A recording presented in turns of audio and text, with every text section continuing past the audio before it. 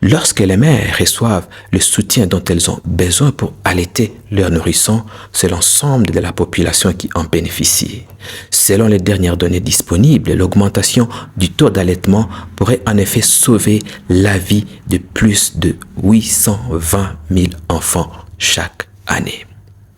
Pendant la période cruciale des premiers stades de la croissance et du développement, les anticorps présents dans le lait maternel protègent les nourrissons contre les maladies et favorisent leur survie.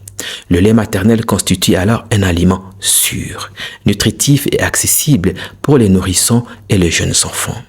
L'allaitement maternel protège les bébés contre les maladies infantiles et réduit le risque de certains types de cancers et de maladies non transmissibles chez les mères.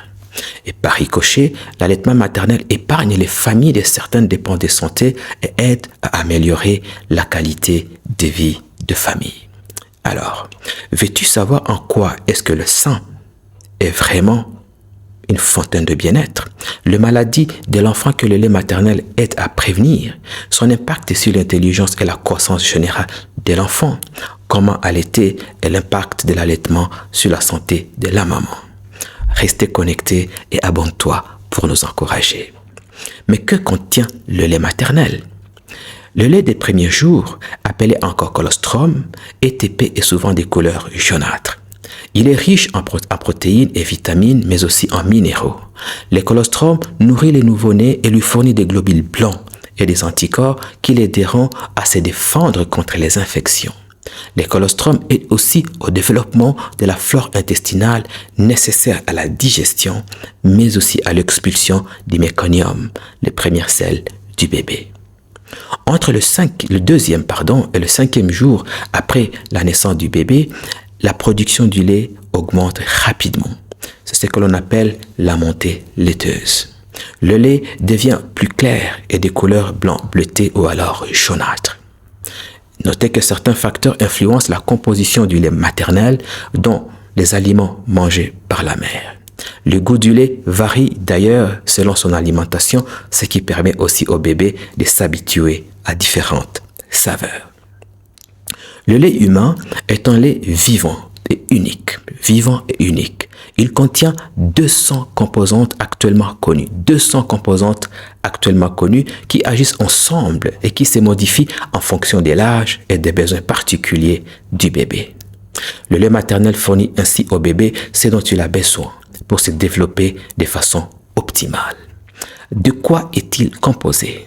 Des protéines rapidement absorbées, faciles à digérer, en quantité optimale et adaptée au stade de croissance de l'enfant. Des sucres et des gras qui fournissent de l'énergie nécessaire aux cellules du bébé. Des vitamines, mais aussi des minéraux comme la vitamine C, mais également le fer. Des enzymes qui facilitent la digestion du bébé. D'acides gras essentiels qui pourraient influencer le développement du cerveau, mais également la vision de l'enfant.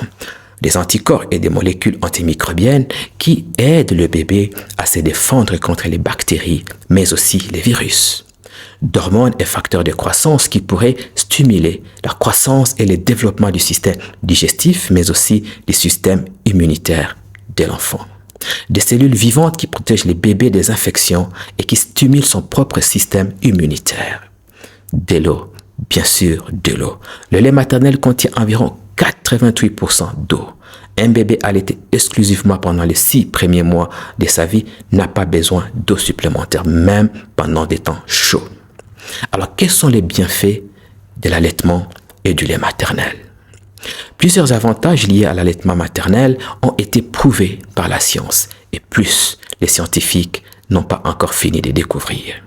Pour les bébés, lorsqu'elles surviennent, les infections gastro-intestinales et respiratoires sont moins graves chez les bébés allaités et nécessitent également moins d'hospitalisation. Les bébés allaités sont moins souvent touchés par des infections. Le risque d'infection gastro-intestinale, les gastro-entérites ou alors les diarrhées, est considérablement réduit par rapport aux bébés nourris par des préparations commerciales. Les bébés allaités ont un risque moins élevé d'infections des voies respiratoires supérieures, comme le rhume ou alors la grippe. L'allaitement maternel diminue aussi la fréquence des bronchiolites, mais aussi des pneumonies et des otites chez l'enfant. L'allaitement maternel est associé à une réduction du risque des syndromes de la mort subite du nouveau-né. L'allaitement pourrait avoir aussi un effet protecteur contre certaines maladies inflammatoires, dont l'eczéma, le diabète de type 1, et les maladies inflammatoires de l'intestin comme la maladie de Crohn et possiblement l'asthme, les allergies alimentaires, mais également la rhinite allergique. Certaines études suggèrent que l'allaitement maternel diminuerait le risque d'embonpoint, mais également d'obésité. Toutefois, ces résultats sont encore en discussion. La majorité des études a noté que les enfants allaités ont un meilleur résultat lors des tests d'intelligence. Qu'en est-il alors de la mère? L'allaitement maternel accélère le rétablissement de l'utérus grâce aux contractions utérines qu'il provoque. Mais aussi, l'allaitement maternel réduit les risques des cancers de sein et peut-être de l'ovaire. Il y réduit certainement les risques de certaines maladies chroniques. L'allaitement exclusif et prolongé retarde le retour des menstruations et joue, dans une certaine mesure, le rôle de contraception naturelle. Avec une alimentation saine et variée, l'allaitement maternel exclusif et prolongé peut contribuer à la perte du poids gagné pendant la grossesse. Combien de temps devrait durer l'allaitement? L'Organisation mondiale de la santé et l'UNICEF recommandent un allaitement maternel exclusif jusqu'à l'âge de 6 mois. Ces instances conseillent aussi la poursuite de l'allaitement avec une alimentation complémentaire appropriée jusqu'à l'âge de 2 ans ou même plus. Il faut nourrir l'enfant lorsqu'il a faim, c'est-à-dire allaiter à la demande. Il n'y a pas de limite au nombre de tétées ni d'intervalle fixe à respecter. S'adapter avec souplesse à ses besoins sans être rigide, car les besoins de l'enfant diffèrent d'un enfant à l'autre. En moyenne, un bébé peut téter 8 à 12 fois par 24 heures.